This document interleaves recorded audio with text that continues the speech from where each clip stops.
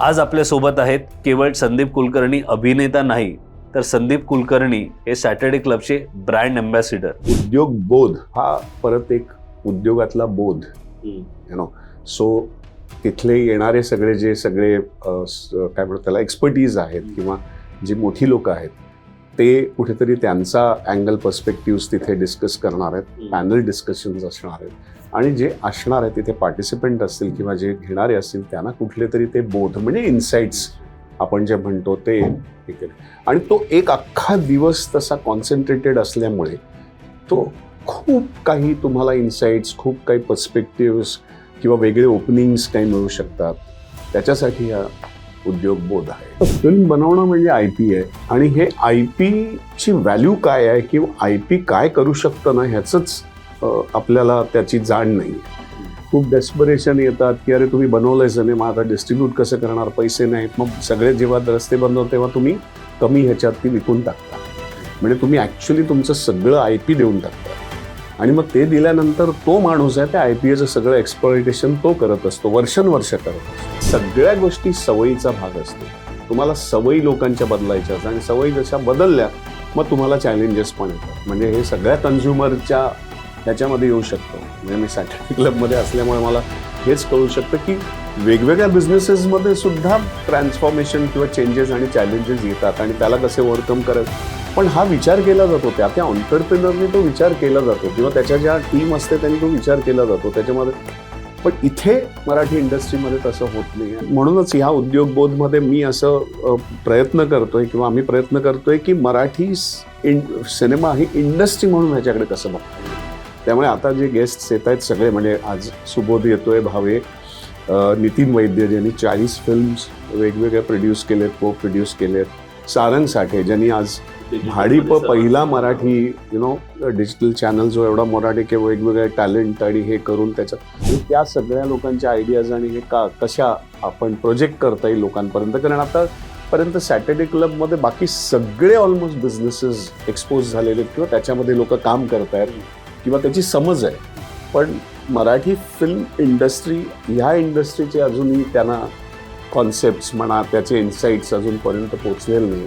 म्हणजे केरळामध्ये असं झालेलं आहे की किती छोट्या छोट्या गावांमध्ये गोडाऊन्सना त्यांनी थिएटरमध्ये कन्वर्ट केले. Commercial theatre. अरे त्यामुळे शेतकऱ्यांना किंवा तिथल्या गावकऱ्याला शहरात यावं नाही लागत.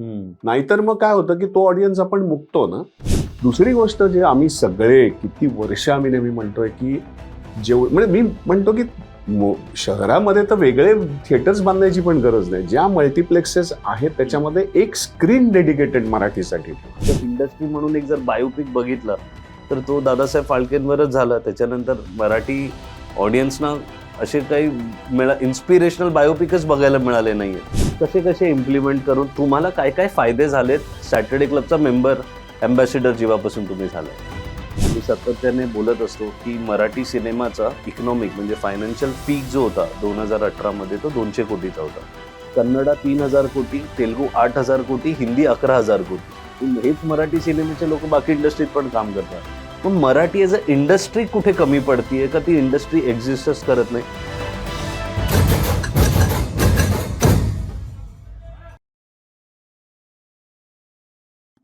नमस्कार.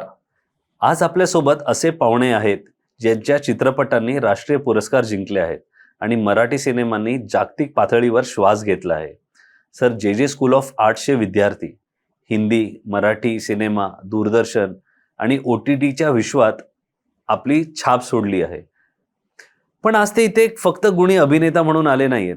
आज ते इथे एक ठराविक उद्देशासाठी आले आहेत जो मराठी मूळच्याही उद्देशाशी परिपूर्ण जुळणार आहे. मराठी समाज आर्थिकदृष्ट्या कसा सक्षम होईल, व्यवसायात कसा यशस्वी होईल आणि उद्योजक म्हणून कशी त्याची मानसिकता तयार होईल या विषयावर बोलायला आपण याआधीही सॅटर्डे क्लब ग्लोबल ट्रस्ट काय आहे हा पॉडकास्ट केदार साखरे सरांबरोबर केला आहे आणि ते व्हिडिओ तुम्हाला आमच्या चॅनलवर बघायला मिळतील. विनीत बनसोडे यांच्यासोबत स्टार्टअप कट्टा काय आहे ह्याचीही झलक तुम्हाला आमच्या चॅनलवर व्हिडिओजमधून बघायला मिळेल. आणि आज मराठी उद्योजकांसाठी एक मोठं व्यावसायिक संमेलन, एक व्यासपीठ उद्योग बोध 2026 जे लवकरच येणार आहे ते काय आहे याबद्दल बोलणार आहे.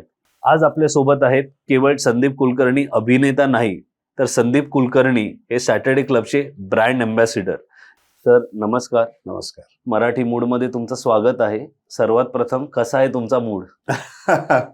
उत्तम. कारण एकतर मी मगाशी म्हटलं तसं की एक वेगळा पर्स्पेक्टिव्ह आणि वेगळ्या पद्धतीने आपण चर्चा करणार आहोत. म्हणजे काम तर आहेच, पण त्याच्यानंतर सॅटर्डे क्लब म्हणजे आता म्हणजे आमची एक फॅमिली आहे, किंवा सॅटर्डे क्लबनी एवढा महाराष्ट्रामध्ये इम्पॅक्ट केलाय, किंवा एवढ्या व्यावसायिक लोकांना एक सपोर्ट सिस्टीम तयार केली, त्याच्याबद्दल बोलायचं. आणि जो उद्योगबोध जो असा एक मोठा इव्हेंट सॅटर्डे क्लबचा होणार आहे त्याच्याबद्दल आपण बोलणार आहोत. त्यामुळे एक उत्साह आहे. येस, उद्योगबोध इव्हेंट याच्याबद्दलची अजून माहिती तुम्हाला आमच्या मराठी मूड चॅनलवर मिळेलच. सर आज आलेत. पहिला प्रश्न सर मला विचारायचा आहे, अभिनेता म्हणून तुमच्याबद्दल सगळ्यांना माहिती आहे, तुमचं कार्य माहिती आहे, गेले 30 वर्ष वगैरे. मराठी माणूस, व्यवसाय, तर ह्याच्यामध्ये जेव्हा तुम्हाला पहिल्यांदा सॅटर्डे क्लब अशी एक जी कल्पना आहे का, अशी गोष्ट कळली, तुम्हाला पहिली रिॲक्शन काय होती जेव्हा तुम्हाला कळलं की अरे असं पण काही अस्तित्वात आहे? खरं तर आपलं जे पॅशन आहे किंवा आपलं जे काम आहे ह्याला व्यावसायिक दृष्टीने बघणं हेच थोडंसं महत्त्वाचं आहे, आणि जे मराठी लोकांमध्ये थोडंसं कमी असतं. कारण गुजराती मारवाड्यांमध्ये कसं ना, फॅमिलीमध्येच लहानपणापासूनच ते कानावरती पडलेलं असतं. पण हे काही नवीन नाही, माहिती आहे सगळ्यांना. पण व्यवसाय हा म्हणजे मी नेहमी म्हणतो की जर सुख हवं असेल तर मी तर आज सगळ्या तरुणांना, मी माझ्या मुलाला पण सांगितलं होतं की तू तुझं पॅशन डिस्कवर कर, त्या पॅशनला तू तुझा व्यवसाय बनव, आणि मग त्याला तू मोठा केलास तर आनंद कायम तुझ्याबरोबर असणार आहे. कारण तू अगदी एनर्जीने ते मनापासून ते काम करशील आणि त्याला मोठं करण्याचा तू पूर्ण प्रयत्न, आणि हे सगळ्यांना माहिती, म्हणजे यात काही नवीन नाही. तर काम आपल्याला पाहिजे ते आवडतंच करावं, पण व्यवसाय आणि ह्याला एक काय म्हणतात त्याला एक बिझनेस रूप, किंवा ह्याला एक सबस्टॅन्शियल किंवा सस्टेनेबल मॉडेलमध्ये कसं बनवता येईल हे फार महत्वाचं असतं. आणि दॅट इज वॉट मला सॅटर्डे क्लबनी पण दिलं, ॲज अ कलाकार म्हणून सुद्धा. म्हणजे मी जॉईन झालो ॲज अ कलाकार, पण मी त्यावेळेला थोडंसं प्रोडक्शन आणि फिल्म इंडस्ट्री ह्याचा विचार करत होतो. आणि विनीत बनसोडे माझे त्यावेळेला पर्सनल कोच होते, आणि त्यांनी मला इंट्रोड्यूस केलं सॅटर्डे क्लबमध्ये. आणि म्हणून मग ते इट वॉज अ व्हेरी एक काय म्हणतात त्याला बोथ वेज लर्निंग. आणि माझी लर्निंग प्रोसेसच आहे अजूनही. आत्ता इतकी वर्ष शिकत आले आणि ते संपत नाही, कारण व्यवसाय वेगवेगळ्या प्रकारचे आहेत ना. आणि ह्या वेगवेगळ्या, आणि आनंद हा होतोय की एवढ्या वेगवेगळ्या व्यवसायामध्ये आपले मराठी लोक आहेत. हो, आणि त्यांनी खूप चांगले अचीवमेंट केलेले आहेत, आणि स्पेशली एलिट मधले आहेत ते तर खूपच, त्यांचा अनुभव काय, त्यांचे अचीवमेंट्स काय खूप आहेत. आणि त्यातले खूप लोक आता खूप वरच्या सर्कलला पण जातात. तर त्यामुळे हा सगळा अनुभव समजून घेणं, जाणून घेणं, त्यांच्याबरोबर एक सतत कनेक्टमध्ये असणं, हा खूप काही ठेवा आहे, म्हणजे मी असं म्हणेन. तुम्ही आता जसं बोलला एलिट क्लब सॅटर्डे क्लबचा एक असा क्लब आहे ज्याच्यात खरोखर खूप सक्सेसफुल आणि अतिशय श्रीमंत मराठी व्यावसायिक आहेत. आणि अगेन ह्याची माहिती तुम्हाला आमच्या पॉडकास्ट थ्रू मिळेल. सरांचा एक बड्याम म्हणून पॉडकास्ट पण चालतो, त्याच्यावरही सर असे खूप छान छान मराठी व्यावसायिकांचे पॉडकास्ट घेत असतात. सॅटर्डे क्लब एलिट मधले पण त्याच्यात आहेत, तर तुम्हाला तिकडे कळेलच. आपण सिनेमाच्या इंडस्ट्रीबद्दल पहिले बोलूया. आज तुम्ही एवढे वर्ष मराठी सिनेमा स्पेशली, कारण आम्ही सातत्याने बोलत असतो की मराठी सिनेमाचा इकॉनॉमिक म्हणजे फायनान्शियल पीक जो होता 2018 मध्ये तो 200 कोटीचा होता. कन्नडा 3000 कोटी, तेलुगू 8000 कोटी, हिंदी 11000 कोटी. म्हणजे जर आपण बघितलं तर आज मराठी सिनेमा इतका टॅलेंट असून, आणि हेच मराठी सिनेमेचे लोक बाकी इंडस्ट्रीत पण काम करतात. मग मराठी एज अ इंडस्ट्री कुठे कमी पडतीये का, ती इंडस्ट्री एक्झिस्टच करत नाही? ऑफ द कॅमेरा पण आपण बोलत होतो की सुरुवात फाळकेनी केली, यांनी केली. हो, मग कुठे ती गॅप पडली, आणि ऍज अ इंडस्ट्री आपण पाहिलं तर कुठे कमी पडतोय? मी जसं म्हटलं तसं पहिली गोष्ट ना, की फिल्म म्हणजे तुम्ही नुसती फिल्म नाही बनवत, तुम्ही एक IP क्रिएट करताय, ज्याला इंटेलेक्च्युअल प्रॉपर्टी म्हणतो. म्हणजे एखादं नॉव्हेल असेल किंवा एखादं काही पेंटिंग असेल, it is all IP based सगळे हे आहे. तर फिल्म बनवणं म्हणजे IP आहे, आणि हे IP ची व्हॅल्यू काय आहे किंवा IP काय करू शकतं ना, ह्याचंच आपल्याला त्याची जाण नाही आहे. आणि त्यामुळे होतं काय की वल्नरेबल सिच्युएशन किंवा जेव्हा तुम्ही खूप डेस्परेशन येतात की अरे तुम्ही बनवलंय सिनेमा आता डिस्ट्रीब्यूट कसं करणार, पैसे नाहीत, मग सगळे जेव्हा रस्ते बंद होते तेव्हा तुम्ही कमी ह्याच्यात ती विकून टाकता. म्हणजे तुम्ही ऍक्च्युली तुमचं सगळं IP देऊन टाकता आणि मग ते दिल्यानंतर तो माणूस आहे त्या IPAचं सगळं एक्सप्लॉयटेशन तो करत असतो, वर्षानुवर्ष करत असतो. ह्या माणसाचं सगळं म्हणजे एवढी मेहनत केलेली, एवढं सगळं क्रिएट केलेलं सगळं जातं. तर मुळात असं आहे की हे समजून घेणं गरजेचं आहे आणि हे समजून मग ते त्याचा अंतप्रवास म्हणजे तो कसा आणि किंवा मग सस्टेन कसं करता येईल, कसं वेगवेगळ्या लोकांना जोडता येईल, ह्यालाच बिझनेस म्हणतात. कोलॅबरेट कसं करता येईल, तर हे स्किल्स किंवा ही समज येणं फार गरजेचं आहे आणि मग एकत्र इंडस्ट्री म्हणून याला उभं राहणं फार गरजेचं आहे. सी, एक तर पहिली गोष्ट हे सगळ्यांना माहिती आहे की मराठी सिनेमाला सगळ्यात मोठा चॅलेंज आहे तो हिंदी सिनेमा, कारण बॉलिवूड इथे एक्झिस्ट होतं. महाराष्ट्रामध्ये, मुंबईमध्ये ही मोठी इंडस्ट्री आणि बॉलिवूड हे बरं होतं काय की बॉलिवूड हिंदी सिनेमे आपण बघत बघतच मोठे पण होतो. आज मराठीचा अभिमान आहे वगैरे मोठे झाल्यावर कळतं, पण लहानपणी म्हणजे आपण अमिताभ बच्चन, धर्मेंद्र हे सगळे बघत आलेलो आहोत. त्यामुळे हे आपल्या जीन्समध्ये पण आहे. इव्हन यंग लोकांमध्ये, आता यंग मुलांमध्ये, यंग जनरेशनमध्ये तर ग्लोबल कॉन्टेंट आहे. मग त्यांच्यासाठी काय मराठी काय किंवा हे वेगळं नाही. तुम्ही कोरियन फिल्म म्हणजे आज बॉलिवूड नाही कोरियन ड्रामा बरोबर पण कॉम्पिटिशन झाली. सो एकतर मराठीबद्दल प्रेम असणं किंवा मराठी कॉन्टेंट किती ताकदीचं आहे हे त्यांच्यापर्यंत पोचलेलं नाही. सो त्यामुळे ना वेगवेगळ्या स्ट्रॅटेजीज हे करायला लागतील. सिनेमा बनवणं हा एक भाग आहे, त्याचा इंडस्ट्रीचा किंवा सिनेमाचा अवेअरनेस करणं एक वेगळी स्ट्रॅटेजी असली पाहिजे, जी तरुणांना त्याची आवड कशी किंवा त्याचा ओढ कसा येईल किंवा तो सिनेमा त्यांच्यापर्यंत कसा पोहोचेल. आणि त्याच्यासाठी खूप पैसेच लागतात असं नाही. आज तर डिजिटल मीडियम आहे. डिजिटल मीडियम तर इतकं स्ट्रॉंग आहे सगळ्यांना माहिती आहे. त्याच्यासाठी फक्त वेगवेगळे कॉन्सेप्ट आणि वेगवेगळे आयडियाज जर का तुम्ही अप्लाय केले तर ते पोचू शकतं. सो एक आहे की पैसा किंवा पैशाचं बळ, दुसरं आहे थोडंसं तुमचे आयडियाज, कॉन्सेप्ट चांगल्या हव्या. तर ते वेगवेगळे त्याच्यासाठी इनोव्हेशन्स करायला पाहिजे. त्याच्यासाठी सतत एक एक ब्रेनस्टॉर्मिंग विचार व्हायला पाहिजे. असं म्हणजे म्हणूनच ह्या उद्योगबोधमध्ये मी असं प्रयत्न करतोय किंवा आम्ही प्रयत्न करतोय की मराठी सिनेमा ही इंडस्ट्री म्हणून ह्याच्याकडे कसं बघतोय. त्यामुळे आता जे गेस्ट येत आहेत सगळे, म्हणजे आज सुबोध येतोय, भावे, नितीन वैद्य ज्यांनी 40 फिल्म्स वेगवेगळे प्रोड्यूस केलेत, को प्रोड्यूस केलेत, सारंग साठे ज्यांनी आज डिजिटल पहिला मराठी डिजिटल चॅनल जो एवढा मराठी किंवा वेगवेगळे टॅलेंट आणि हे करून त्याचं. सो आता तर मराठी सिनेमाला पण त्यांनी एक सपोर्ट सिस्टीम तयार केलाय भाडीपणी. सो हे सगळं म्हणजे वेगवेगळ्या पद्धतीने होणं आणि त्या सगळ्या लोकांच्या आयडियाज आणि हे कशा आपण प्रोजेक्ट करता येईल लोकांपर्यंत. कारण आतापर्यंत सॅटर्डे क्लबमध्ये बाकी सगळे ऑलमोस्ट बिझनेसेस एक्सपोज झालेले आहेत किंवा त्याच्यामध्ये लोक काम करतायत किंवा त्याची समज आहे. पण मराठी फिल्म इंडस्ट्री ह्या इंडस्ट्रीचे अजूनही त्यांना कॉन्सेप्ट म्हणा, त्याचे इन्साइट्स अजूनपर्यंत पोचलेले नाहीत. त्याच्याकडे सिनेमा म्हणूनच बघितला जातो. हा चांगला सिनेमा, वाईट सिनेमा हा. सो मी नेहमी म्हणतो की सिनेमा, क्रिकेट आणि पॉलिटिक्स ह्याच्यावरती कोणीही जजमेंट्स पास करू शकतं किंवा लाईक्स डिसलाईक्स पास करू शकतात, कारण त्याच्यासाठी तुम्हाला काही क्वालिफिकेशन नाही लागत.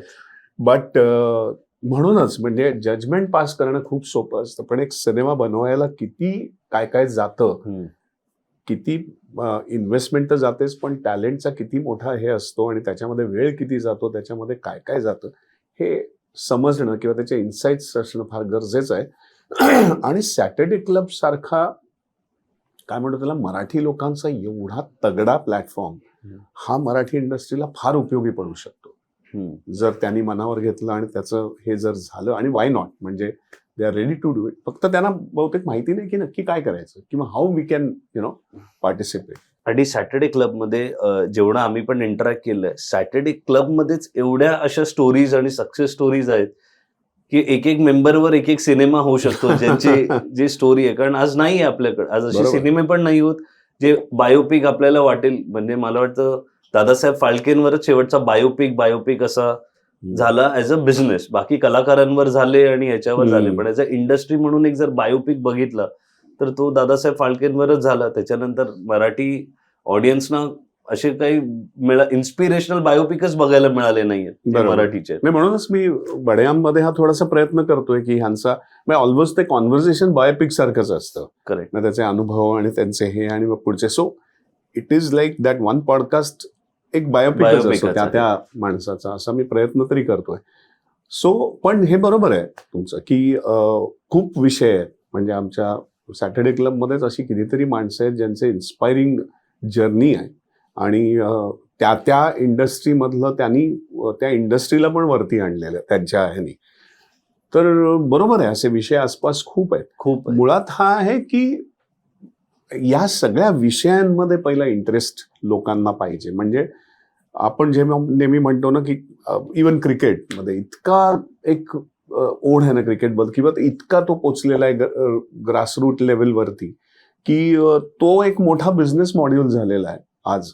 IPL काय किंवा हे काय, विमेन्स पण Premier मग League सिनेमा का नाही सगळं होऊ शकत? आणि स्पेशली मराठी सिनेमा का नाही होऊ शकत? अगदी त्यात तेवढा नाही, पण त्याच्या म्हणजे आम्ही काही कितीतरी लोकांनी प्रयत्न पण केले जातात मराठी सिनेमा इंटरनॅशनल लेवलवरती, आणि त्याचं हे पण झालेलं आहे. तुमचा सिनेमा ऑस्कर पर्यंत तुम्हीच घेऊन गेलाय ऑस्करला मराठी सिनेमा. करेक्ट. सो अशी खूप नंतर सक्सेशन्स खूप झालेले आहे, पण तरी सुद्धा या इंडस्ट्रीला तो मान किंवा ती सस्टेनेबिलिटी का नाही मिळत आहे याच्यावरती सगळ्यांनी विचार करायला हवा. सो आम्ही एक आणि सुरुवात त्याचबद्दल एक विचार सॅटर्डे क्लबच्या या उद्योगबोध इव्हेंटमध्ये होणारच आहे, जेव्हा तुम्ही सुबोध भावे सर, सारंग साठे आणि मिलिंद वैद्य एकत्र येणार आहेत. आणि नितीन वैद्य सॉरी. आणि ते चर्चासत्र पण तुम्हाला लवकरच युट्यूब चॅनलवर बघायला मिळेलच. तुम्ही जेव्हा सॅटर्डे क्लब जॉईन केलं आणि फ्रॉम इंडस्ट्री पर्स्पेक्टिव्ह तुम्हाला काही गोष्टी त्याच्यातून शिकायला मिळाल्या. आज मला वाटतं 2019 मध्ये तुमचा पहिला तो व्हिडिओ होता, जेव्हा तुम्ही सॅटर्डे क्लबचा उद्योगबोधच्या इव्हेंटलाच प्रमोट करत होता आणि तेव्हा 2,500 मेंबर त्या ह्याला येणार होते. आज एवढ्या वर्षानंतर मला वाटतं 6,000 पर्यंत तो आकडा आता गेलेला आहे ओव्हरऑल ह्याचा. आणि हा इव्हेंट जर सोल्ड आउट इतक्या पटकन झाला, ज्याची खूप हाय तिकीट प्राइस आहे, म्हणजे त्याचा अर्थ तेच आहे की मराठी लोकांमध्ये एक तर सॅटर्डे क्लब बद्दलचा जे महत्व आहे किंवा त्याचं जे काम आहे ते लोकांना कळलं, आणि सॅटर्डे क्लबशी जोडण्यासाठी किंवा त्यांना सॅटर्डे क्लबमध्ये कुठल्या ना कुठल्या निमित्ताने असोसिएट होण्यासाठी लोकांची एक जी हे आहे, आस आहे, ती पण आपल्याला आता दिसते. एवढ्या वर्षात तुम्ही जे जे शिकलाय सॅटर्डे क्लब कडून, का जे तुमचे लर्निंग्स होते, तुम्ही कसे ते तुमच्या व्यवसाय म्हणजे ऍज अ ऍक्टर का ऍज अ प्रोडक्शन मध्ये कसे इम्प्लिमेंट करून तुम्हाला काय काय फायदे झालेत सॅटर्डे क्लबचा मेंबर अँबॅसिडर जेव्हापासून तुम्ही झालाय? एक तर मी म्हटलं तसं की सगळ्यात महत्वाचं असतं की माइंडसेट. म्हणजे हा सगळ्यात म्हणजे मूळ जे म्हणतो ना की काहीही करायचं असेल तर तो माइंडसेट तयार करायला पहिला लागतो. नाहीतर कितीही तुम्ही बळ, कितीही म्हणजे प्रयत्न केले, तुम्ही सगळे हे केले, तरी काही वेळेला ते सक्सेसकडे जात नाही किंवा कुठेतरी चॅलेंज, पण बऱ्याच वेळेला इथेच असतात. कारण फिजिकल चॅलेंजेस आहेत ना, ते ओव्हरकम करता येतात किंवा त्याला मार्ग शोधता येतो. पण इथेच जर का ब्लॉक असेल तर मग काहीच होऊ शकत नाही. हा सगळ्यात मोठा काय म्हणतो टेक अवे. तुझा माइंडसेटच चेंज झाला सॅटर्डे क्लब. ऍब्सोल्युटली पहिलं. येस. आणि म्हणूनच म्हणजे मी सुद्धा आता इंडस्ट्री म्हणून नाही तर मी एक आर्टिस्ट होतो, एक ऍक्टर होतो, किंवा फार फार तर अरे हा चांगला सिनेमा आहे, पण अख्ख्या इंडस्ट्रीचा विचार किंवा इंडस्ट्री सस्टेनेबल कशी व्हायला पाहिजे, जी दादासाहेब फाळकेंनी सुरू केली, मराठी माणसांनी सुरू केली, त्याच्यानंतर राजा परांजपे, व्ही शांताराम ह्या लोकांनी ती मोठी पण केली. पण मग आता असं का होतंय की आपण इतके इन्सिक्युअर्ड आहोत किंवा इतकं एक त्याला एक व्हल्नरेबिलिटी आहे किंवा त्याला एक सस्टेनेबिलिटी अजून नाही आहे. एक सिनेमा चालतो, अगदी सैराट सारखा सिनेमा अगदी कोटीपर्यंत पण जातो, आपल्या 100 कोटीपर्यंत पण जातो, पण मग अशी रिपीट हे का नाहीये? तर ह्याच्यासाठी ना खूप एकत्र येणं गरजेचं आहे. कारण ही इंडस्ट्री म्हणजे आपण म्हणतो ना, आता एखाद्याने बिझनेस जेव्हा बिझनेस सुरू करतो आमच्या सॅटर्डे क्लबमध्ये किंवा ह्याच्यामध्ये सुद्धा, ते खरं तर तो मार्ग एकट्याचा असतो किंवा त्याला तो काय म्हणतो त्याला त्याचा सपोर्ट सिस्टीम किंवा त्याचे जर का चॅलेंजेस हे करत गेला तर तो बिझनेस सॉर्ट आउट होतो. आमची जी इंडस्ट्री आहे ना खूप इंटरडिपेंडेंट आहे. म्हणजे कसं आहे की लिखाणापासून करणं, एक्झिक्युशन, मग नंतर मार्केटिंग येतं, मग डिस्ट्रीब्युशन येतं. मग आता डिस्ट्रीब्युटर्स ह्या माणसाच्या मेकरच्या हातात नाहीये, ती सिस्टीमच वेगळी आहे.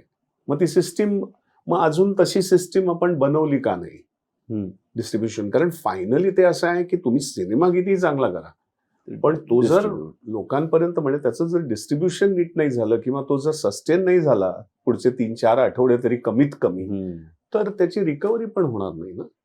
आणि मग तो डिस्ट्रीब्युशन स्ट्रक्चरच वेगळ्या लोकांच्या हातात आहे. मग आपण का नाही तो त्याचा विचार केला डिस्ट्रीब्युशन स्ट्रक्चरचा?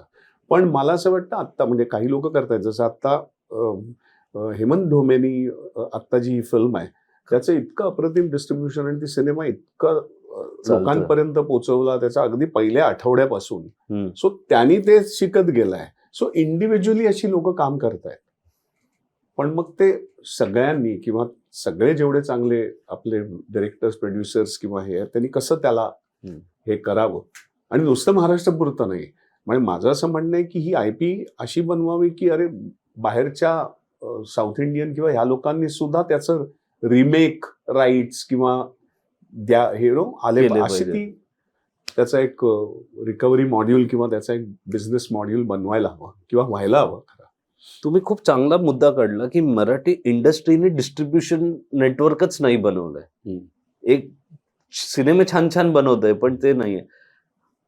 आज तुम्हाला काय वाटतं, जसं तुम्ही बोलला हेमंत डोमे आहे, एक आहे म्हणजे असं एखादा निघतो, मग हे सगळे लोक एकत्र येऊन कुठे तुम्हाला काही चळवळ काही दिसते आता तरी होताना की अजूनही?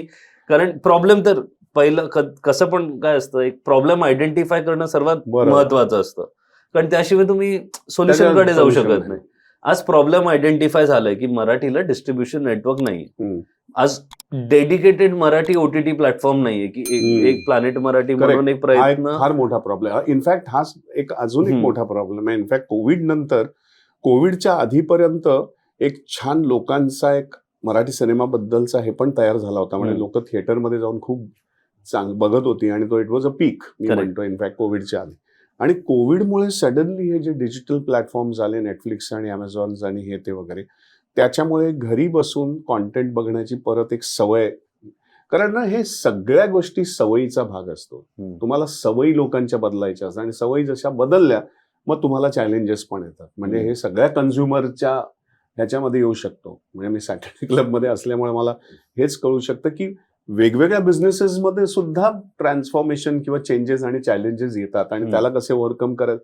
पण हा विचार केला जातो, त्या एंटरप्रेनरनी तो विचार केला जातो किंवा त्याच्या ज्या टीम असते त्यांनी तो विचार केला जातो त्याच्यामध्ये. पण इथे मराठी इंडस्ट्रीमध्ये तसं होत नाहीये. आणि जो बदल झालाय त्याचा इम्पॅक्ट एवढा जोरात झालाय की पूर्वी जसे आमचे सॅटेलाइट राईट्स होते मराठी फिल्म इंडस्ट्री, की फिल्म चांगली झाली का त्याचे सॅटेलाइट रेट्स खूप चांगले मिळायचे, मोठ्या एका चंकनी मिळायचे. ते एकदम कमी झाले कारण सॅटेलाइटचं ऑडियन्स आता कमी आहे. म्हणजे टीव्ही फार कमी बघतो यंग लोक किंवा आपली हे बघतच नाही. अगदी सिनियर लोक तेवढेच बघतात. आणि मग डिजिटल प्लॅटफॉर्म पण नाही मराठीसाठी डेडिकेटेड नाही, त्यामुळे डिजिटल राईट्स पण नाही. म्हणजे थिएटरची रिकव्हरी सोडली तर तशी रिकव्हरी मॉड्यूल्सच नाही आहेत तसे मराठीमध्ये. म्हणजे थिएटरमध्ये चालला तरच तुम्हाला जे काही पैसे येतील ते येतील. Otherwise there is very difficult to recover हे करणं. मग ह्याच्यासाठी काय करायला पाहिजे हे काय. सो हे प्रॉब्लेम्सकडे ना बघितले जात नाहीत किंवा ह्याच्यावरती काय आपण ऑल्टरनेट हे करू शकतो ह्याच्यावरती विचार किंवा एकत्र येऊन केला जात नाहीये. ह्या काही गोष्टी आहेत ज्या मराठी सिनेमा सृष्टीने एकत्र येऊन कुठेतरी ऍड्रेस केल्या पाहिजे. करेक्ट. ह्याच्यात एक थोडा थर्ड म्हणजे वेगळा पर्स्पेक्टिव्ह की शासकीय गव्हर्नमेंट कडून मग अशा वेळेला कधी काही प्रयत्न झालेत का? कारण गव्हर्नमेंट एक सबसिडी तर दिली आहे गव्हर्नमेंटने की गव्हर्नमेंट केवढं काही करू शकतो, पण मग डिस्ट्रीब्युशन चॅनल वगैरे का हे प्रॉब्लेम ऍज अ इंडस्ट्री गव्हर्नमेंटकडे घेऊन गेली आहे का? आणि मग त्याच्यावर काही झालंय का की प्रॉब्लेम सोल्युशन का चर्चा झाली आहे का कुठल्या नेत्याबरोबर की बाबा असं डिस्ट्रीब्युशनचा प्रॉब्लेम आहे? सी फ्रँकली स्पीकिंग मला खरंच माहिती नाही की असं काही चर्चा होते का किंवा गव्हर्नमेंटकडे जाते का. पण मला असं वाटतं की जसं एक प्रायव्हेट बिझनेसेस किंवा कंपनीज आपापले प्रॉब्लेम किंवा इंडस्ट्री सोडवताना तसंच आपल्यालाच त्याच्याकडे पहिलं बघायला पाहिजे. येस, गव्हर्नमेंटचा सपोर्ट घ्यायला काहीच हरकत नाही, पण अवलंबून राहण्यात काही पॉईंट नाही. आपला आपणच त्याच्यामध्ये, मग तेच मी म्हणतो ना, मग म्हणजे माइंडसेट तुमचा बिझनेसचा हवा ना. म्हणजे मग तुम्ही गव्हर्नमेंटकडे जाणार का नाही, तुम्ही आम्हाला ह्याच्यावरती काहीतरी मार्ग दे. अरे तुम्हीच करताय ना हे काम, तुम्हालाच करायचंय ना, वाय डोंट यू. आणि मग डिस्ट्रीब्युशन ज्या कंपनीज आहेत ते मराठी लोकांच्या काय नाहीत, आहेत ना डिस्ट्रीब्युशन कंपनीज. मग तुम्ही का नाही करू शकत, किंवा आपण का नाही मराठीमध्ये हे करू शकत. जसं झीनी केलंय, किंवा झीनी आज एवढं म्हणजे एका अर्थाने इव्हन कोविडच्या आधी सुद्धा जो मराठी सिनेमा जास्त पोहोचवला तो झीने पोहोचवला.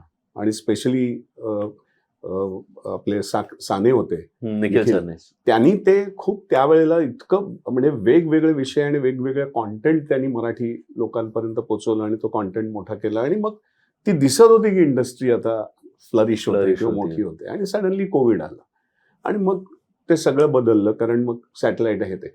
मग असे चॅलेंजेस प्रत्येक बिझनेसला येतात ना. म्हणजे अगदी अंबानीज पासून कोणालाही आलेले आहेत आणि ते त्यांनी सॉल्व्ह करून त्याच्यावरती मात करून त्यांनी त्याच्यावरती मार्ग काढलेले आहेत. तसे आपण काढायला हवे असं मला. तुम्ही सॅटर्डे क्लबचे मेंबर आहात, तुम्हाला सॅटर्डे क्लब बद्दल माहिती मिळाली, जॉईन झाला. सिनेमाचे अजून जितके प्रोड्युसर वगैरे तुम्हाला वाटतं आज या माध्यमातून आपण त्यांच्यापर्यंत पोहोचण्याचा प्रयत्न करतो की त्यांनी पण सॅटर्डे क्लब सारख्या संस्थेशी असोसिएट होऊन त्याचे बेनिफिट घ्यायला पाहिजेत, की इकडे तुमच्याकडे व्यावसायिक आहेत, एक्सपर्टीज आहेत, पैसा आहे, नॉलेज आहे, सगळेच मदत आहे. तर जर तुम्हाला त्यांना काही डायरेक्ट म्हणजे की सॅटर्डे क्लबला सिनेमा ऍज अ इंडस्ट्रीने कसं बघितलं पाहिजे आणि असोसिएट कसं झालं पाहिजे त्याच्याबरोबर. करेक्ट. आणि हे अत्यंत महत्वाचं आहे की ह्याच्याकडे इव्हन सॅटर्डे क्लबला सुद्धा ही इंडस्ट्री म्हणून एक्सपोज झाली तर जास्त बेटर आहे. नाहीतर काय होतं की एक हा माणूस चांगलं काम करतो, ह्याचं चांगलं काम आहे, हे चांगलं. सो पॉइंट इज की मग ते परत प्रेक्षकांसारखा एक हे राहतं की प्रेक्षक जसं नॉर्मली विचार करतो तसं होतं. पण हेच जर का सॅटर्डे क्लबमध्ये हे गेलं की नाही, हे इंडस्ट्रीचे हे प्रॉब्लेम्स आहेत. मुळात इंडस्ट्री म्हणजे काय, किंवा सिनेमाचा बिझनेस म्हणजे काय, व्हॉट इज सिनेमा. जसं मी नेहमी म्हणतो की सिनेमाचा जो बिझनेस आहे हा एक सिनेमावरती नसतो, it is about multiple films. म्हणजे कारण तुम्हाला मल्टिपल आयपीज जेव्हा करतात तेव्हा तो बिझनेस होतो. Otherwise one film is like a project की मला हे आवडलं, मला करावं असं वाटलं. आणि अशीच खूप होतात मराठीमध्ये. पण ऍज अन इंडस्ट्री किंवा ऍज अ बिझनेस म्हणून त्याच्याकडे बघितलं जात नाही, जे झी करत होतं किंवा अजूनही झी करताय. पण इंडिव्हिज्युअल प्रोड्युसर्सनी किंवा ह्यांनी वगैरे त्याच्याकडे तसं बघायला पाहिजे. म्हणजे आज इव्हन हिंदीमधले जे मोठे मोठे प्रोडक्शन हाऊसेस आहेत त्यांनी तोच विचार असतो ना की it is not about one film. आपण जसं मी नेहमी म्हणतो ना की आपण शेअर्समध्ये जसे कसे पैसे इन्व्हेस्ट करतो, तेव्हा जे काय असतील आपले पैसे ते एका कंपनीत नाही इन्व्हेस्ट करत, आपण मल्टिपल कंपनीजमध्ये इन्व्हेस्ट करतो. याचं कारण एकच आहे की आपल्याला माहिती असतं की लॉ ऑफ ॲव्हरेजेस मध्येच आपल्याला पैसे मिळणार आहेत. मग दोन कंपनीज नाही चालल्या, पण या दोन चालल्या तर तुमचे पैसे लॉसेस कव्हर होतात. असा तो पहिला ॲटिट्यूड तो आहे किंवा पहिला कॉन्सेप्ट तो आहे. जसं सॅटर्डे क्लब आहे, इकडे एवढे व्यावसायिक एकत्र आले, सर सिनेमा मराठी सिनेमाच्या प्रोड्युसर्सचा काही क्लब का काही आहे का? नाही. तोच तर तुम्हाला नाही वाटत ही आज काळाची गरज आहे की मराठीचे जे काही मोठे मोठे प्रोड्युसर्स आहेत त्यांनी ऍटलिस्ट भले कोणी झीचा असो, स्टारचा असो, इंडिव्हिज्युअल प्रोडक्शन असो, पण एकत्र येऊन एक क्लब असं काहीतरी फॉर्म केला पाहिजे. आणि त्याच्यासाठी माइंडसेट हा पाहिजे की ओके आपण इंडस्ट्रीचा विचार करतो, आपण फक्त इंडिव्हिज्युअल ह्याचा नाही विचार करतो, आपण एकमेकांना एक सपोर्ट सिस्टीम जे सॅटर्डे क्लबने केलं. एक्झॅक्टली. की ही जी सपोर्ट सिस्टीम तयार केल्यामुळे आज छोटे मोठे एंटरप्रेन्योर्स उभे राहत आहेत, किंवा त्यांना जो एक पॅडिंग मिळतंय, त्यांना जो एक नेट आपण म्हणतो ना नेटवर्क मिळतंय, ते सॅटर्डे क्लबने केलेलं. तसं आमच्या इंडस्ट्रीने व्हायला पाहिजे. आणि म्हणून प्रयत्न हाच आहे की ह्या सगळ्या उद्योगबोधच्या ह्याच्यामध्ये की सॅटर्डे क्लब ह्याचा भाग होता येईल का. आणि सॅटर्डे क्लबनी जर का ना हे इन्साइट्स किंवा करणार, सॅटर्डे क्लबमध्ये कसं बिझनेससाठी ट्रेनिंग्स पण आहेत ना, कोचिंग आहे, हो, इन्क्युबेशन आहे, असं सगळं आहे. सो विच इज म्हणजे हा नेटवर्कचाच कितीतरी वेगवेगळ्या पद्धतीने उपयोग होऊ शकतो. आम्ही एवढं सॅटर्डे क्लब बद्दल बोलतोय तर तुमच्यापैकी बऱ्याच लोकांना प्रश्न पडले असतील, हा सॅटर्डे क्लब काय आहे, कसा जॉईन करावा, याची माहिती कुठे मिळेल. तर आमच्या डिस्क्रिप्शनमध्ये वेबसाईटची लिंक असेल, तो कसा जॉईन करावा, सॅटर्डे क्लब बद्दल अजून थोडक्यात जी माहिती तुम्हाला हवी आहे ती आमच्या चॅनलच्या व्हिडिओजवर तुम्हाला मिळेल. त्याच्या पण लिंक्स तुम्हाला आमच्या डिस्क्रिप्शनमध्ये मिळतीलच. तर नक्की तुम्हाला पण एक मराठी व्यावसायिक म्हणून एक प्लॅटफॉर्म आहे मराठी लोकांचा, नक्की जॉईन करा. येस, मध्ये मध्ये कसं हो, सांगावं of course. लागतं, नाहीतर बरोबर. डिस्कनेक्ट होतो नाही, आणि तो मुद्दा पण निघाला होता त्यामुळे. मुद्दा. आणि मागच्या काही एपिसोड जसं आम्ही बोललो सॅटर्डे क्लबच्या खूप लोकांची, कारण आता हे बाहेर पडतंय सॅटर्डे क्लबनी पण आता प्रमोशन सुरू म्हणजे बरोबर. साधारण बाहेर आलेत, कारण आता तो कॉन्फिडन्स आहे त्या क्लबच्या मेंबर्सना की येस आपण असं एक खरंच रोबोट सिस्टम बनवलंय सक्षम, जिकडे जास्तीत नाही, जास्त आता तर मराठी महाराष्ट्राच्या बाहेर व्यावसायिकांना गेले. मदत होईल. म्हणजे हो. इंदोर आणि ह्याला पण गेलेत, किंवा आता दुबईमध्ये पण आहे. मला वाटतं ते आता सांगतीलच तुषारजी, पण मॉरिशियस आणि इंटरनॅशनल चॅप्टर्स पण त्यांचे सुरू होत आहेत. आणि सॅटर्डे क्लबमध्ये मराठी माणूस हा ग्लोबल पातळीवर व्यवसाय करतं हेही तुम्हाला कळेल, सगळी माहिती मिळेल. तुमचे सॅटर्डे क्लबच्या मेंबर्स बरोबरचे काही अनुभव सांगा, की अशी काही तुम्हाला मेंबर्स भेटले जे अनुभव, कारण तुम्ही कलाकार म्हणून तर तुम्ही इतके वेगवेगळे पात्र परफॉर्म करता, म्हणजे तुम्ही त्या लकी फ्यू मध्ये आहात की तुम्हाला ते कॅरेक्टर्स परफॉर्म करता येतात. नॉर्मल आमच्यासारख्या लोकांचं एकाच पात्रात अख्खं आयुष्य निघून जातं, की शंतनू स्टार्ट टू एंड शंतन. मग तुम्हाला इकडे असे युनिक कॅरेक्टर्स कशी लोक काय भेटली आहेत व्यावसायिक, त्याचं काही एक्सपिरियन्स नावं न घेता सांगता आलं तर? खूपच आहे. म्हणजे गेल्या, आता मी म्हटलं ना 18-19 पासून मी आहे, सो आज 6-7 वर्ष झाली. खूपच आहे. आणि स्पेशली आत्ता जो एलिट झालाय त्याच्यामध्ये तर असं होतं की एका लेवलला पोहोचलेले आहेत ऑन्टरप्रेन्योर, म्हणजे त्यांचा जो स्ट्रगल एक झालेला आहे, आता मोठ्या लेवलवरती जायचं आहे. मग त्याच्यासाठी जे सगळं माइंडसेट, आणि विनीत बनसोडेच बऱ्यापैकी हे करतात, किंवा आमच्याकडे कुंदन गुरव म्हणून आहेत, ते सुद्धा ह्याच्यामध्ये आहेत, जे कोचिंग आणि ह्याच्यामध्ये आहेत. बरेच इनफॅक्ट मेंबर्सच असे आहेत जे वेगवेगळ्या पद्धतीने आपापलं एक्सपर्टीज देतात किंवा शेअर करतात, किंवा त्यांचे सेशन्स असतात. म्हणजे नावं घेतली तर खरंच लिस्ट संपणार नाही, इतकी लोक आहेत. म्हणजे तर त्यामुळे काय होतं ना, की जसं आता आमचे संतोष पाटील आहे, त्यांचं नेटवर्क तर एवढं मोठं आहे की अगदी म्हणजे ब्युरोक्रेसी आणि गव्हर्नमेंट पर्यंत पण त्यांचं नेटवर्क आहे. तर काही ते प्रॉब्लेम्स, काही इश्यूज असतील तर he is there to solve. म्हणजे अशी काही लोक आहेत जे खूप द्यायला उत्सुक आहेत आणि तयार आहेत. म्हणजे त्यांचं जे सगळं नेटवर्क आहे ते सगळं इथे सपोर्ट सिस्टीम म्हणून दिलं जातं. हे म्हणजे हा अनुभव ना खरंच बाहेरच्यांना कळणार नाही जोपर्यंत मी घेतलेला अनुभव, मी घेतलाय तो अनुभव आणि मला ते माहिती आहे. तर त्यामुळे हे खरंच इथे असं पॉसिबल आहे, आणि मराठी नेटवर्कमध्ये पॉसिबल आहे हे कदाचित विश्वास नाही, पण हे आहे. आणि हे सॅटर्डे क्लबमध्ये आहे. आणि मी खरंच सांगतो, म्हणजे नावं घेत गेलं तर खूप एक वेगळा पॉडकास्ट होऊ शकतो त्याच्यासाठी. पण अमेझिंग सगळं हे आहे. आणि मी जसं म्हटलं तसं माझ्या बड्यामध्ये मी, म्हणजे त्याचे इनफॅक्ट इन्स्पिरेशन पण बड्यामसाठी पण हेच लोक आहेत. म्हणजे बाहेरची तर आहेतच, आणि मला इथेच लक्षात आलं रे, एवढे अनुभव आहेत आणि हे डॉक्युमेंट नको का व्हायला. आणि म्हणून मी वड्याम पण सुरू केला, की यांचे वेगवेगळे बिझनेसेस, वेगवेगळे त्यांचे विचार, त्यांचे स्ट्रगल्स, त्यांचे चॅलेंजेस, त्यांचं जी उडी आहे, हे सगळं डॉक्युमेंट करणं. आणि वेगवेगळे विचार आहेत ना, ते वेगवेगळे पर्स्पेक्टिव्ह आहेत, ते सगळे अनुभव आहेत. खूपच छान. जसं आपण आता सॅटर्डे क्लब बद्दल बोललो, इंडस्ट्री बद्दल बोललो, आणि हे एलिट ग्रुपचे जे काही मेंबर आहेत त्यांच्याबद्दल तुम्हाला लवकरच आमच्या चॅनलवर माहिती मिळेल, कारण याच आठवड्यामध्ये आता एपिसोड जाईल जेव्हा पण याच आठवड्यामध्ये तो इव्हेंटही आहे तिकडे 14 तारखेला, आणि बऱ्याच गोष्टी होणार आहेत. सॅटर्डे क्लब व्यवसाय मराठी माणसाचं वर एक, ते म्हणतात ना, दाग लागल्यासारखं आपण नेहमी बोलायचो की खेकडा मेंटॅलिटी आहे, एकमेकांना खालती खेचतो. पण मग तुमच्या लाईफमध्ये सॅटर्डे क्लब आल्यानंतर तुम्हाला वाटतं का हे सत्य आहे की हे बदललेलं आहे? नाही, बदललं म्हणजे हा विचारच येत नाही खरं. कारण हा क्लबच एकमेकांना मदत देणं, एकमेकांना श्रीमंत करणं आणि एकमेकांना सपोर्ट सिस्टीम देण्याचा हा क्लब आहे. म्हणजे हा तर बेसिक आहे. म्हणजे बाकी तर कॉन्सेप्ट आणि बाकीचे तर हे सपोर्ट सिस्टीम तर आहेच आहे, पण हे तर बेसिक आहे. म्हणजे त्यामुळे हा विचार सुद्धा येत नाही, किंवा हा काय म्हणतो त्याला, असा पटकन माणूस उभा राहतो की तुम्ही ग्रुपमध्ये काही टाकलं का असा पटकन सपोर्ट एक उभा राहतो, अरे माझा हा आहे, माझा तो आहे, आणि घेतली जाते. हाच परत सगळ्यात आपल्या मराठी माणसामध्ये हे आहे की दुसऱ्याकडनं सपोर्ट घेणं हे सुद्धा आपल्याकडे प्रॉब्लेमॅटिक आहे मराठी लोकांमध्ये, जे इथे कम्प्लीट गेले, ती सवयच होऊन जाते की अरे मला सपोर्ट हवा आहे.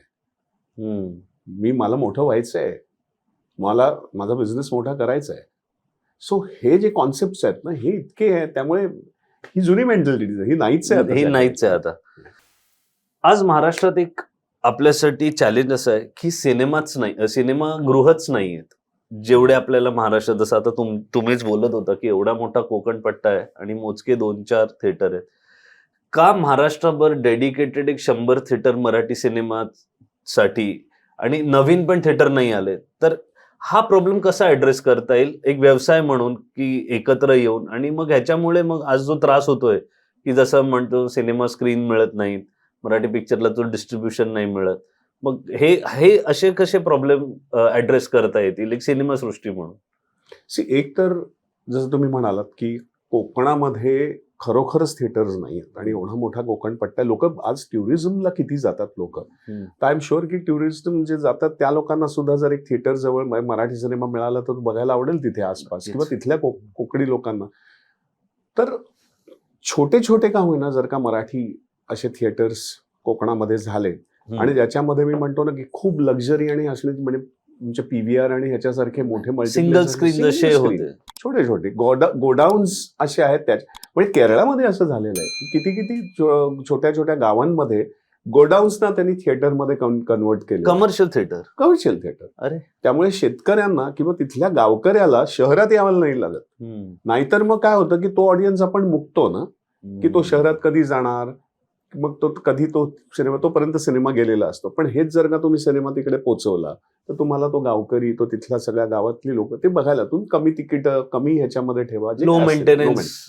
दुसरी गोष्ट जे आम्ही सगळे किती वर्ष आम्ही नेहमी म्हणतोय की म्हणजे मी म्हणतो की शहरामध्ये तर वेगळे थिएटर्स बांधायची पण गरज नाही. ज्या मल्टिप्लेक्सेस आहेत त्याच्यामध्ये एक स्क्रीन डेडिकेटेड मराठीसाठी ठेवा. तेवढं तर असलंच पाहिजे. कारण जर का साऊथमध्ये तुम्हाला हिंदी फिल्म्स, ते बॉलिवूड फिल्म्सला जागा नाही किंवा तिथे बघत नाहीत लोक, किंवा तिथे डिस्ट्रीब्यूट होत नाहीत, फार कमी होतात, तर मग इथे मराठी सिनेमाला एक स्क्रीन मध्ये द्यायला नको. त्यांनी होणार हे, समजा एक स्क्रीन मिळालं तर एक तर तुम्हाला सगळे प्राईम स्लॉट्स तुमच्या हातात असतील है ना, मराठी डिस्ट्रीब्युशन मध्ये असेल, मग त्याचं एक पॅनल बनवता येईल. जे मराठी सिनेमा जे रिलीज होतात चांगले त्यांना प्राईम स्लॉट्स लगेच मिळतील प्रत्येक मल्टिप्लेक्समध्ये किंवा जास्तीत जास्त मल्टिप्लेक्समध्ये. त्याच्या परफॉर्मन्सनी त्याला मग 1 आठवडा 2 आठवडा जसं तो चालतो, कारण तो बिझनेसच आहे परत मॉडेल. पैसे आले, उलट लोक म्हणजे त्याच्यामध्ये ऑडियन्सचं हे आलं तर मग तो जास्त ठेवावा, नाहीतर तो वरच्या स्लॉटमध्ये नेवाय आणि नवीन प्राईमला, नवीन सिनेमाला जागा द्यावी. अर्थात ह्याचं एक प्रॉपर मॉड्यूल तयार करता येईल. पण ह्यानी होईल असं सगळ्यात महत्वाचं काय होईल की जो हिंदी सिनेमाला ऑडियन्स जातो त्यांना सवय लागेल किंवा त्यांना एक हे बसेल की ह्या एका स्क्रीनमध्ये मराठी सिनेमे लागतात. आणि आता कितीतरी, आता तर ग्लोबल झालंय की सगळ्यांना वेगवेगळ्या भाषेतलं कॉन्टेंट बघायला आवडतं. तर मग जो हिंदीतला ऑडियन्स आहे, ज्यांना मराठी चांगला सिनेमा बघायचा आहे किंवा एक पर्टिक्युलर सिनेमा त्यांना कळलाय पण त्यांना पोचता येत नाहीये, त्यांना इझिली पोचता येईल. आणि 1-1.5 वर्षामध्ये त्यांना सवय लागेल मराठी सिनेमा बघण्याची. त्यामुळे बिझनेस केव्हा वाढतो, जेव्हा तुमच्या कन्झ्युमर पेक्षा मोठा कन्झ्युमर तुम्ही तयार करता. तसा तो एक विचार जर झाला तर तो इंडस्ट्रीला खूप फायदा होईल. खूपच छान थॉट आहे आणि लवकरच याची अंमलबजावणी ॲज अ इंडस्ट्री आपण करू शकू आणि मराठी सिनेमाला व्हायलाच पाहिजे, परत म्हणजे कमर्शियली वर घेऊन जाऊ. दर्जामध्ये तर तो खरंच उच्च आहे. तुम्ही एवढे वर्ष व्यवसाय करताय, अनेक अभिनेता आणि अनेक इंडस्ट्रीचे लोकांचे काहीतरी वेगळे व्यवसाय असतात जे त्यांच्या इंडस्ट्रीचे नसतात. कोणाचे हॉटेल्स असतात, कोणी बाकी व्यवसाय करतात. तर तुम्ही कधी नाही विचार केला की असा आपण पण एखादा व्यवसाय, साईड बिझनेस करावा का? केला प्रयत्न? म्हणजे मी खरं ऍडव्हर्टायझिंग मध्येच होतो आधी. म्हणजे हे सगळं व्हायच्या आधी मी खरं जे स्कूल ऑफ आर्ट्स आहे माहिती बऱ्याच लोकांना, पण मी ऍडव्हर्टायझिंग मध्येच होतो. आणि पण कॉन्टेंट क्रिएशन हे माझं पॅशन आहे. म्हणजे म्हणून मग मी आता डिजिटल पॉडकास्ट पण सुरू केला आहे. त्याला पण वेगवेगळ्या पद्धतीने कसं हे करता येईल. कारण मुळात असं आहे की तुम्हाला आवडतं ते काम करणं आणि त्याच्यामध्ये वेळ घालवण्याची जी मजा आहे ती मजा वेगळीच आहे. अर्थात पुढे जाऊन मग तुम्ही म्हणजे पॉइंट असा आहे की फोकस असणं फार गरजेचं आहे आयुष्यात. म्हणजे त्यालाच जर तुम्ही सुपर स्पेशलाइज झालात, म्हणजे हेही मला परत सॅटर्डे क्लब मधल्या आमच्या काही कोचेस कडनं किंवा आमचे विनीत Mentors. किंवा कुंदन ह्यांच्या किंवा जनरली आपण की तुम्ही त्या ह्याच्यामध्ये जरी फोकस्ड असलात ना आणि सुपर स्पेशलाइज झालात तर ते जास्त बेटर आहे देन दुसरीकडे कुठेतरी लक्ष घालणं आणि दुसरीकडे कुठेतरी तुमची एनर्जी घालणं. कारण अजूनही म्हणजे अजूनही आता तर ग्लोबल झालंय कॉन्टेंट. मला तर अजूनही ओव्हरसीज किंवा बाहेरच्या सिनेमांबरोबर पण काम करायचं, हिंदी सिनेमांमध्ये काम करायचंय. आज एवढे मोठे वेब सिरीज होत आहेत. म्हणजे इनफॅक्ट आता सुद्धा 2-3 इंटरेस्टिंग सब्जेक्ट, म्हणजे एक तर आता हा दलदल आला ह्याचा एक इंटरेस्टिंग विषय. आम्ही सुधीर मिश्रा ज्याच्यावर मी खूप आधी काम केलेलं, त्यांनी एक तो इमर्जन्सी पिरियडमध्ये एक सिनेमा केला ज्याच्यामध्ये तो जेव्हा यंग होता तेव्हाचा तो पिरियड आहे. सुधीर मिश्रा जेव्हा यंग होते, सो तेव्हाचं ते पॉलिटिक्स इमर्जन्सी वगैरे. तर मला जॉर्ज फर्नांडिस करायला मिळाला त्या ह्याच्यामध्ये, जो सोनी लिव्ह वरती येईल. म्हणजे येणार आहे फ्रीडम ऑफ मार्च मिडनाईट मध्ये बहुतेक, जसं फ्रीडम ऑफ मिडनाईट होतं तसं हा समर ऑफ 88 नावाचा कॉन्टेंट आहे. सो हे अजून म्हणजे खूप काम आहे आणि होणार आहे. तर त्याच्यासाठी आपण फोकस्ड असणं आणि असणं फार गरजेचं आहे. आणि ॲज अ सेड येस, दुसरी गोष्ट मी म्हटलं तसं अजूनही माझं पेंटिंग किंवा ते एक पॅशन आहे, तर ते असतंच चालू, किंवा क्रिएटिव्ह ते काम चालू असतंच. सो असा वेगळा काही व्यवसाय नाही. आणि ॲज अ सेड प्रोडक्शन मध्ये पण इंटरेस्ट आहे. सो चांगल्या कॉन्टेंटचं प्रोडक्शन होणं किंवा एक इंडस्ट्रीला पण जेवढं आपल्याला सपोर्ट करता येईल. आज आपण ज्या गोष्टीसाठी भेटलो आणि एवढी सगळी चर्चा केली, तर तो उद्योग बोध एक्झॅक्टली काय आहे थोडक्यात प्रेक्षकांना तुम्ही, कारण बनसोडे सरांनी पण सांगितलंय, केदार साखरेंनी पण काय, प्रत्येक पॉडकास्ट एक वेगळ्या ऑडियन्स पर्यंत जातो, तर ऑडियन्सला पण कळू द्या की उद्योगबोध काय आहे. इकडे हे सॅटर्डे क्लबचे जे मेंबर जे काही आहे तुमच्याकडूनच आलं तर बेटर आहे. तर उद्योगबोध काय आहे? हे नाव पण मला खूप आवडतं, उद्योगबोध. कारण बिझनेस प्लॅटफॉर्म्स खूप, मी जसं म्हटलं तसं एखादा व्यवसाय करायचा असेल किंवा त्याच्यामध्ये मोठं व्हायचं, त्याचा खूप काळ लागतो. म्हणजे तुम्हाला त्याच्यामध्ये सगळं द्यावं लागतं. पण उद्योगबोध हा परत एक उद्योगातला बोध, सो तिथले येणारे सगळे काय म्हणतात त्याला एक्सपर्टीज आहेत किंवा जी मोठी लोक आहेत ते कुठेतरी त्यांचा अँगल पर्स्पेक्टिव्ह तिथे डिस्कस करणार आहेत. पॅनल डिस्कशन्स असणार आहेत आणि जे असणार आहे तिथे पार्टिसिपेंट असतील किंवा जे घेणारे असतील त्यांना कुठले तरी ते बोध, म्हणजे इन्साइट्स आपण जे म्हणतो ते. आणि तो एक अख्खा दिवस तसा कॉन्सन्ट्रेटेड असल्यामुळे तो खूप काही तुम्हाला इन्साइट्स, खूप काही पर्स्पेक्टिव्ह किंवा वेगळे ओपनिंग्स काही मिळू शकतात. त्याच्यासाठी हा उद्योगबोध आहे, इव्हेंट आहे. त्याच्यात स्टार्टअप कट्टा पण आहे आणि तो नक्की काय आहे हे विनीत बनसोडे सरांचा एपिसोड आहे, त्याच्यामध्ये तुम्हाला त्याची माहिती मिळेलच. डिस्क्रिप्शन मध्ये लिंक मिळेल. त्या व्यतिरिक्त मला वाटतं हा एक इन्व्हायटीज ओनली असा इव्हेंट, आणि जसं भिडे सर ज्यांनी सुरू केले सॅटर्डे क्लब, त्यांची विजन होती की मराठी माणूस 5 स्टार हॉटेलमध्ये बसून त्यांनी चर्चा करायला पाहिजे. तर असा हा एका 5 स्टार हॉटेलमध्ये होणारा असा ग्रँड इव्हेंट आहे. आणि मराठी माणूस त्याचा एक पर्स्पेक्टिव्ह, तो एक व्यावसायिक म्हणून कसा दिसतो हे आम्ही तुम्हाला दाखवू लवकरच आमच्या चॅनलवर सर. ह्या व्यतिरिक्त आपण व्यवसाय वगैरे बोललो, पण तुम्ही आज कलाकार म्हणून आलाय, तर आम्हा कुठून तरी ते थोडे प्रश्न तर आहेतच की एक कलाकार म्हणून. तर जसं तुम्ही म्हणालात समर ऑफ 89 आहे, तर सध्या काय अजून नवीन इंटरेस्टिंग प्रोजेक्ट आहे ज्याच्याबद्दल जर तुम्ही बोलू शकाल तर अपकमिंग? म्हणजे मला आता हे काही हे असं असतं की आम्हाला अजून अलाउड नसतं, बट हे तर आहे. समर ऑफ 88 तर ऑलमोस्ट तयार आहे. 88 ओके. आणि हा मार्च मध्ये येईल सोनी लिव्ह वर. आणि मी जसं म्हटलं तसं ह्याच्यामध्ये खूप पॉलिटिकली त्यावेळेचं जसं जॉर्ज फर्नांडिस हा म्हणजे हे कॅरेक्टर बऱ्याच लोकांना माहिती आहे, पण हा फार इन्स्पायरिंग माणूस होता. आणि म्हणजे त्यांनी जे सगळं त्याला एक काय म्हणू युथला जे इन्स्पायर केलं होतं ना त्यावेळेला, आणि ही वॉज अ काय म्हणतात लीडर, म्हणजे पॉलिटिशियन नव्हतेच ते, ही वॉज अ लीडर. तर हे करायला मिळणं किंवा त्याच्यासाठी आपण म्हणतो ना ते इन्साइट्स किंवा त्या रोलसाठी किंवा त्याच्यासाठी, आणि तो सगळा एरा समजून घेणं, त्या निमित्ताने हे सगळं होतं. तसं आत्ता आणखीन एक इंटरेस्टिंग सिनेमा आत्ता आम्ही कम्प्लीट केला शूट, जो अविनाश अरुणनी केलाय, जो निकमांवरती, निकम आणि कसाबच्या केसवर. ओके. सो मुळात ही केस का उभी राहिली याचं महत्व काय आहे. म्हणजे आज आपण सिंदूर अटॅक करू शकतो, हे करू शकतो, याचं हे आहे बिकॉज ती केस उभी राहिली, आपल्याला प्रूफ्स मिळाले. म्हणजे जे लोक म्हणतात ना, अरे फांसी पे क्यों नहीं चढ़ा दिया, हाँ. मार क्यों नहीं दिया उसको, करेक्ट. तर का लीगल प्रोसिजर मध्ये गेलो, हम्म. का गेलो आणि त्याला का वेळ लागला, म्हणजे काय चॅलेंजेस होते, कसे होते, हे सगळं. आणि निकमांसारख्या एका एवढ्या हुशार ॲडव्होकेट किंवा वकिलांमुळे ते सगळं आणि सगळ्या यंत्रणेने तो सगळा करून आणला. तर तो सगळा प्रवास हा आहे. हिंदीमध्ये आहे? हा हिंदीमध्ये, हिंदीमध्ये. हा मॅडॉक फिल्मची आहे आणि मी अच्छा. त्याच्यामध्ये एक डिप्लोमॅटचं काम केलं, जो निकमांबरोबर आहे आणि जो पाकिस्तानला पण गेला होता त्यांच्याबरोबर, ते सगळे लिगल पेपर्स आणि लिगली ते सगळं हे करण्यासाठी. सो राजकुमार राव हे निकमांचं काम करत आहेत. अरे वा. सो असा तो एक इंटरेस्टिंग प्रोजेक्ट आहे.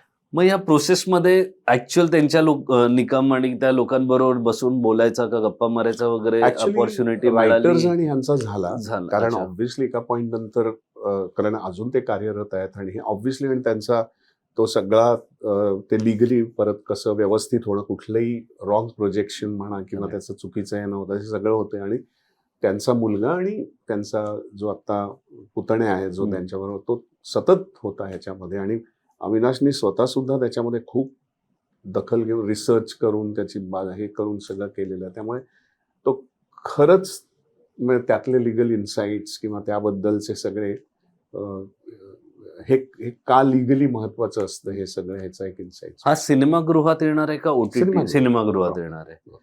खूप छान. आतापर्यंत सर तुम्ही किती 30 वर्ष काम करतायत मोठमोठ्या दिग्दर्शकांबरोबर, सर्वात छान एक्सपिरियन्स कोणाबरोबर काम करताना होता? ऍक्च्युली खरंच सांगू का, वेगवेगळे युनिक एक्सपिरियन्सेस आहेत आणि असे खूप आहेत. म्हणजे मी डोंबिवली फास्टचं तर काय, म्हणजे आम्ही खूप बोललेलो पण आहे त्याच्यामध्ये. म्हणजे निशिकांत बरोबर काम करणं, निशिकांत काय होता हे म्हणजे major loss that we lost him. पण तो तर एक म्हणजे त्याच्यासाठी तर एक वेगळा एपिसोड की डोंबिवली फास्ट काय, जो त्याचा एक्सपिरियन्स आणि त्याचा सगळा. पण असे खूप लोकांनी काय काय काय काय काय काय त्यांच्या त्या प्रोजेक्ट्समध्ये दिलेले आहेत. आणि ते काय म्हणतो, त्याच्याचमुळे आज मी जो आहे तो आहे. म्हणजे अगदी माझे गुरु जे सत्यदेव दुबे होते तिथपासून ते श्याम बेनेगल, मग गोविंद निहलानी, मग सुधीर मिश्रा, मग आपला निशिकांत, मग श्वासच्या निमित्ताने संदीप सावंत, किंवा परत आता नागेश कुकुनूर बरोबर जेव्हा मी सिटी ऑफ ड्रीम्स त्याचे 2 सीझन्स, आणि नागेश बरोबर काम करताना तो एक म्हणजे काय, म्हणजे तो स्वतः रायटर आहे. आणि म्हणजे सकाळी जो सेटवर येतो तिथपासून ते रात्री 10-10:30 संपेपर्यंत त्याचा जो उत्साह आणि त्याचा जो एनर्जी आहे ना, ती कमालीची आहे. म्हणजे सो अशा बऱ्याच गोष्टी आपल्याला इन्फ्लुएन्स करतात किंवा त्याचा आपण काही ना काहीतरी घेऊन असे पुढे जात असतो. हल्ली बघितलेला कुठला सिनेमा जो ज्याच्यात तुम्ही काम नाही केले पण मराठी सिनेमा रिसेंटली जे तुमच्याबरोबर राहिला का, तुम्हाला खूप आवडलेला? आत्ता तर रिसेंट हा आपला हेमंत ढोमेचा क्रांती ज्योती विद्यालय. कारण म्हणजे मराठी भाषेबद्दल म्हणजे एक आत्ता सिनेमा असा आहे की तो लिहिला पण फार छान आहे, आणि मग त्याचे कॅरेक्टर्स, त्याचं परफॉर्मन्सेस, त्याचे सगळेच, आणि मग तो लोकांपर्यंत पोहोचवणं, म्हणजे ती जी अख्खी प्रोसेस आहे ना, तीच खूप इन्स्पायरिंग आहे. आणि त्याचा सुद्धा सगळ्यात उत्तम सिनेमा असं मी म्हणेन. म्हणजे मी ऑलमोस्ट त्याचे सगळे हे म्हणजे पाहिले, पण हा सगळ्यात उत्तम, कारण तो त्याच्या आतनं आलेला आहे हा विषय. आणि नुसतं मराठी भाषेबद्दलचा नाही, पण मराठी विचार आणि मराठी काय म्हणतो त्याला त्याचा एक अभिमान हा त्यांनी खूप छान आणलाय त्याच्यामध्ये. आणि म्हणून मग त्यांनी शेवटी पण जे सगळे जे मराठी मीडियम मधनं शिकलेले जे सगळे फिगर्स आहेत जे आता मोठे झालेले, हे पण त्यांनी आणले. म्हणजे इट्स अ व्हेरी काय म्हणतो त्याला एक अख्खा त्याचा एक त्यांनी आर्क मस्त तयार केलाय आणि खूप इन्स्पायरिंग आहे. सध्याचा कुठला प्रॉमिसिंग यंग मराठी ऍक्टर जो तुम्हाला असा दिसतो खूप मोठा सुपरस्टार होताना? ऍक्टर्स खूप आहेत आणि मला असं नाही वाटत त्यांनी सुपरस्टारच व्हायला पाहिजे. म्हणजे सुपरस्टार हा एक जर्नी आहे, प्रोसेस आहे, पण खूप आहे. परत मी तुला सांग काय होतं ना, की एक असं म्हटलं का इट बिकम्स व्हेरी हे.